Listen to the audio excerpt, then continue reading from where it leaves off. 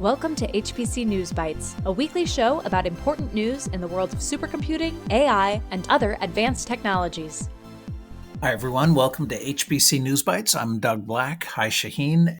This week, actually today, ISC starts up, ISC 24 in Hamburg, and the conference will be at the center of the HPC AI world with thousands of attendees, hundreds of exhibitors, and as many hours of sessions and presentations.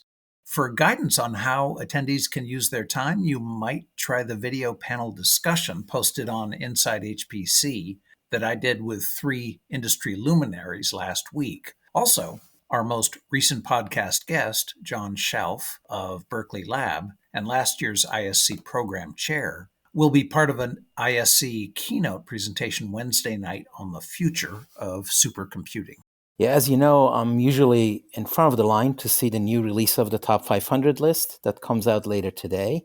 I also look forward to catching up with the state of supercomputing in Europe and industrial policy in support of what I call technopolitics as the driver of national competitiveness and geopolitics. There's hopefully more presence by Chinese organizations at ISC, and that could provide new information.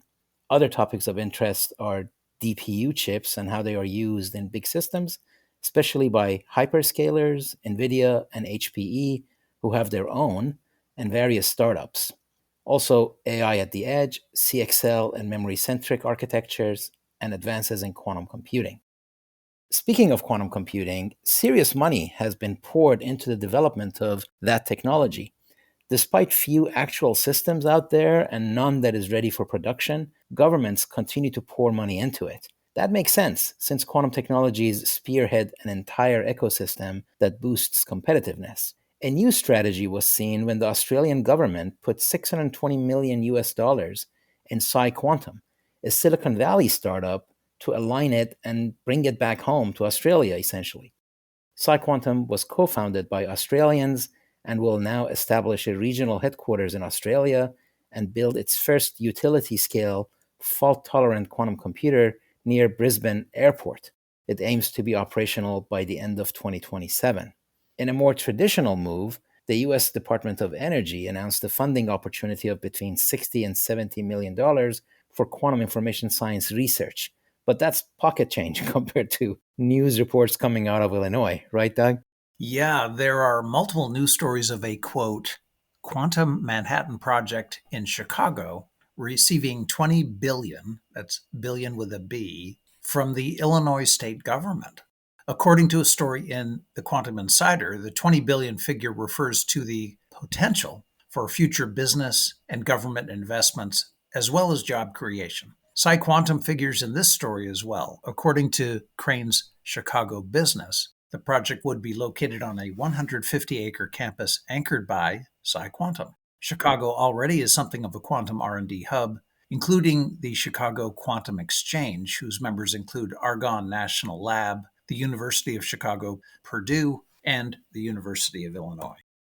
We have 2 related stories coming on a theme we frequently discuss here, the critical position of advanced chips in today's geopolitics. It was in part a response to growing U.S.-China tensions that the U.S. passed the CHIPS and Science Act to help fund the expansion of U.S. chip manufacturing capacity, which increasingly has been outsourced to Taiwan and South Korea.